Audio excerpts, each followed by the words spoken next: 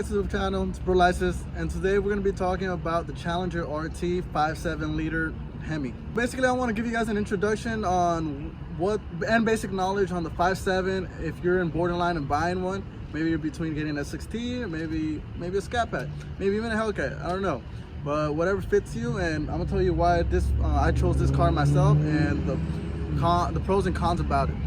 Let me give you guys a fun fact about the 5.7 liters. So 5.7 liters in cubic centimeters, 345, and for the 6.4 liter, the Scat Packs and the 392s, well, that's why it's 392, because that's in cubic centimeters, the 6.4 liter displacement. Just a little fun fact for those who didn't know. Anyway, going back to the 345 engine, from the factory, it's hitting 372 horsepower with 400 pounds-feet of torque from the factory. But again, you're really not hitting those numbers because you have some loss to the wheels from the drivetrain. And I've seen a couple of dynos, and you're hitting really around 330 to 345 horsepower to the wheel. If you dyno it, I've seen a couple of different ones, but overall it's pretty consistent and one of the best. So what I love about this car, it is one of the best cars that's well tuned from the factory. So in case you want to keep your car stock and you don't want to do anything to it and keep your warranty, it's one of the best tuned cars on the factory. So that's one pro that you get a benefit from the Challenger RT. Another benefit from the Challenger RT is the fact that it is very spacious compared to its opponents, the Camaro and the Mustang. Don't get me wrong, those are pretty cool cars too. I love the muscle car community. However, none of them are as comfortable as this car because I've sit on both of them, and well, from driver experience, it's pretty comfortable. However, I just don't like the fact that I can't fit more than just two people, because people in the back could only fit like two people in the back in the Camaro or Mustang, but they have to be like little kids. Right here, you have a lot more space. It's more comfortable. Unfortunately, I wish I had some luxury seats. I mean, some leather seats, but I don't. But that's a package you could pay for and a little bit extra, but it's not too bad.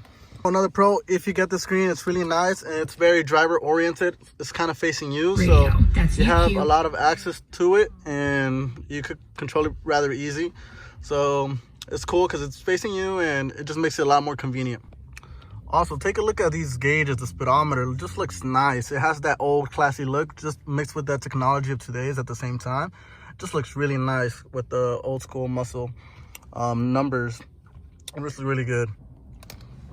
Also, compared to its competitors as well, the view is really nice. You have a pretty good windshield.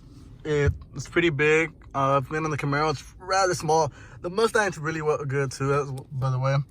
Again, I'm not looking down on them, I'm telling you guys the pros compared to its opponents. But I love all cars, but this is just my favorite. I love the fact that the Challenger has that muscle look, and it's the only one now that still has that old muscle look, you know? Because the other cars, unfortunately, they're more sport cars than anything. Another real neat thing about this car is the fact that it has a great sound when it's stock. Unfortunately, mine is not stock, so I could show you guys, but I could definitely still show you what it sounds like right now. But stock stuff still sounds great.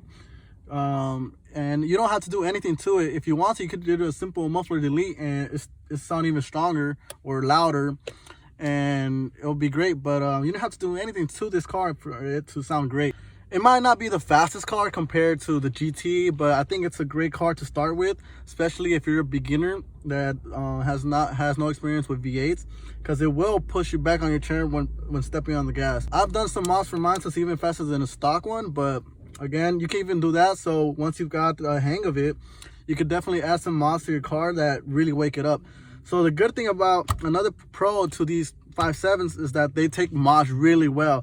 So if you mod, let's say you compare it to a Scat Pack and you're in between those two, the 5.7 will get more gains than the Scat Pack because this car has more restrictions. It has more restrictive parts on it than the Scat Pack. So whatever you add to it, it will add more gains, in case you guys were wondering. So let's say you guys put a cold air intake to both cars. This car was it's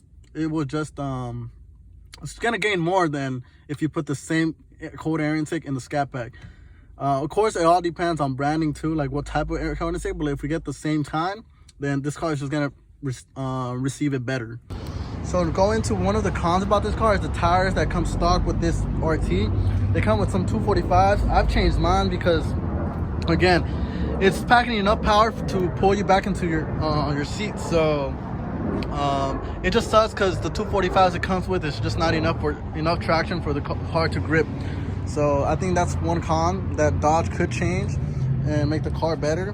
However, another con is how if you really want a lot of power, then maybe this is not the car for you, because again, it is fast, but since a lot of cars are just every year it's getting just more and more power, maybe it still keeps up with most cars though. It's faster than your average car, I'll tell you that.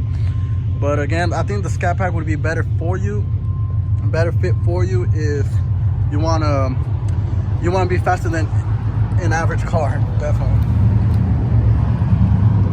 Another con that comes with this car is how big it is. I like it, but maybe it's not for everyone, you know. It's comfortable. However, when you're making turns, it doesn't feel as sharp as a Camaro or Mustang because it's so big. However, I like that dummy turn. I don't know if that makes sense. You feel the weight in the back, and I like that feeling though. So I can't argue with it. I'm happy with it. But again, that may not be for you. So just something to keep in mind. So guys, that's my take on the Challenger RT. Mine is a 2017 to be specific, but from 2015 to today's RTs, the differences are very minor. Maybe just like little luxuries from here and there, like having 2 USB ports or something like that. But for the most part, they're the same. And those are my pros and cons I could think about right now. If you can think of any yourself or have any questions, let me know in the comments below, and I'd be more than happy to read them. And maybe I missed anything that you guys want to talk about, just comment below. And thank you for watching, guys. Please subscribe if you can, and that'd be great. Thanks for the support. See you next time.